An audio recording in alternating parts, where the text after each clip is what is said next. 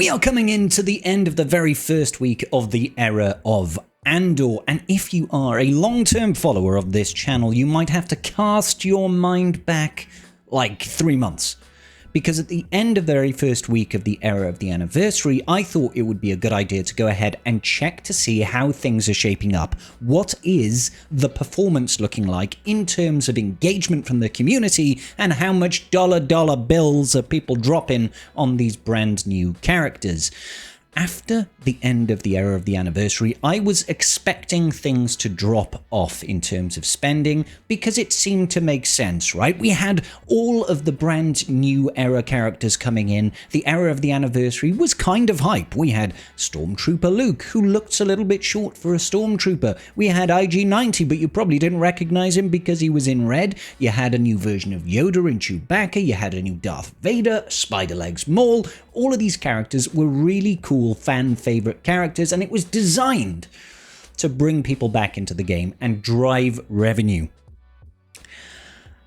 Let's just say that when it landed at the end of the era, there was definitely some divisive opinions around whether or not this new model from CG, the era system, was actually a good way to go, and whether or not people are liking it. I still hear all the time people are quitting, people are leaving, guilds are collapsing. I hear a lot of this.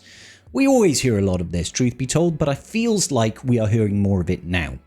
I don't know how you feel about it, but let's go ahead and have some high-level information come at us in terms of just raw numbers, and what can we extrapolate out of that. Let's do this, baby. Welcome back, Holotable Heroes, to another Galaxy of Heroes video with me, your bald boy Scribe. How the devil are we all doing? So, Colosseum, era systems, as well as the era of Andor. Now, don't get me wrong, Andor is a very, very popular TV series when it comes to Star Wars, but I just can't help but feel it can't be as popular as like an OG Luke and a new version of Vader and a new version of Maul. That feels like it probably corners a larger part of the market that plays this game. I don't know about you, but casting my mind back to how difficult it was to crack into the top 10 of the leaderboards in Colosseum last time when I just had Luke, I feel like I'm in about the same position, right? I was able to maybe get the top 30 occasionally, and it was really hard to get into top 10 because top 10s are about error levels. I'm hearing a lot of people in my Discord talk about they don't think their shards are as competitive, but let's be honest, there are like 400,000 people playing this game, and we're only in shards of like 1,000 apiece. There are a lot of different shards out there. There's going to be some that are whale heavy and some that aren't. Now, if I looked at my particular shard right now, and I go into the inventory over here and I check out units, there are people that are maxed out and they were like this day one. Error level 77, 7 stars. What about this one guy, Riwapam Thrive? And he is error level 80, do you know what I mean? So that's already top 2. Barris Voss, I don't know, 45. Okay, so we're dropping off in error levels already, but 45 is still a bit of money invested, as well as 5 stars, 40, 5 stars. And I assume that's kind of how it goes. They're all around 40, 35, 4 stars. Who's in number 10? Del Mondo over here, 35 and 6 stars. So these people have spent a little bit of money, and the people at the very top are dropping the big boy bucks. We're talking $300-400, probably thereabouts, right? So it's hard to get an idea, right, of just how much people are actually spending in isolation just by looking at one person's shard or by asking your friends, what do they like? There's a much easier way for us to check this, right? And that's to go straight over to swiggo.gg and see what the player data is telling them, because they have access to the API, they can pull all the player data and they can tell us what's going on. So let's go ahead and jump over to swiggo.gg. In particular, if you go over to the player data tab on one of the new era characters, in this instance we are looking at Claire Marquis' player data, we can see right now she is coming into her last day. There are currently 387,310 units of accounts that are linked up to swiggo.gg. I'm pretty sure this is indicative of pretty much everybody in the game, right? So already that number feels about right for the number of active players. I know that we hover around 400,000, right? 400,000 there or thereabouts. And this number will probably continue to rise over the coming weeks as we get players starting new alt accounts, new players joining the game, etc., you know? In isolation though, looking at this isn't good enough, right? We would also have to go ahead and compare it to what does this look like at this time for Luke. Fortunately, I did a video on this 3 months ago, and I should be able to find that same data. So I have this video that I ran, and I actually counted up all of these numbers, but let's do it here together as a unit. Over here, you can see the gear level and the number count. So this was for Stormtrooper Luke that I did. We had 889 at Relic 13. We had 367 at 12, at Gear 12, sorry. 889 plus 367 plus 119 plus 661 plus 1651 plus 711 plus 1652 plus 2118 plus 8985 plus 45135 plus 65416 plus 241876 plus 67,066. That turns out to be 441,446. So that is about 60,000 more than what we have currently for Claire. So clearly there were more people playing the game at the time, the same sort of time that Luke was here. All right, definitely more people, about 60,000 more instances. This does not surprise me in the slightest. Like I said, this was a big first-time update. There was a brand new game mode. It was, you know, original trilogy characters, fan favorite characters, Invader and Maul. It does not surprise me at all that we have more numbers for the previous era. What matters though is brass tacks and how much people are spending. Over here, we can see that for Relic 2 and Relic 1, and this is the high level stuff, okay?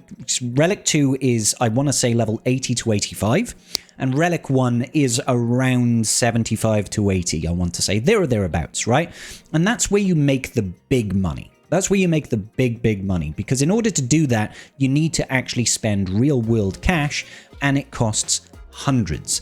Don't forget, at this point as well, at this point, this is the first character in the marquee structure. It costs significantly more because you have to pay for all of the levels, rather than, say, you're at Darth Vader Duel's End and you basically have enough materials to take him straight up to 65 without spending anything. So you're only looking at the 65 to 85, right? In this instance, you have to pay for everything beyond like level 10. So it turns into like £400 to £500 per person to get all the way up to Relic 2. So let's see what this says for Claire Marquis currently. So here we are, we're looking at the numbers over here. Like I said, 387,000 people still playing the game, still logging in. It's not a massive drop-off, it is completely expected. New players come in, they play the game in the new anniversary era, they get bored of it, they drop the game. It makes sense, but this is still kind of like a healthy number for our game. About 400,000 people playing, that makes sense to me. Now the parts that are going to matter are going to be sort of like the gear levels, because gear levels are indicative of how far you've taken someone in the era leveling system. So gear 13 alone, I want to say is level 80? No, is it 70? Let's double check that. Let's double check that. I'm kind of curious. Where does gear 13 fit? Gear 13 is 75, right? 75. So let's go ahead and see. We had, 523 people at Gear 13, 0.13%. And over here in the video that I made for Luke, you can see that it is much, much higher. 889 compared to the 523. So we've got like an extra 40-50% more people wailed on Luke to get him all the way up there in gear levels. The big difference, though, is if I look at this, you can see the Relic 2 is at 201. But down here, the Relic 2 is actually 405. And then we've got 90 people at the Relic 1 tier, which means we're looking at just under 500 people, basically, that are Relic 1 or Relic 2, which is error level 75 to 80, I want to say. Compare it over here, we only had 201 at the Relic 2, so we've got twice as many people that have gone to level 80, and I think I know part of the reason for that. And then we also have a lot more people at the Relic 1, so there's like 690 people are in the Relic levels compared to basically just under 500. So there's like 100 people less, essentially, that are, no, 200 people less that have taken these characters up to Relic levels. So in the grand scheme of things, I think that it's pretty clear we have got less people wailing on the game for this era.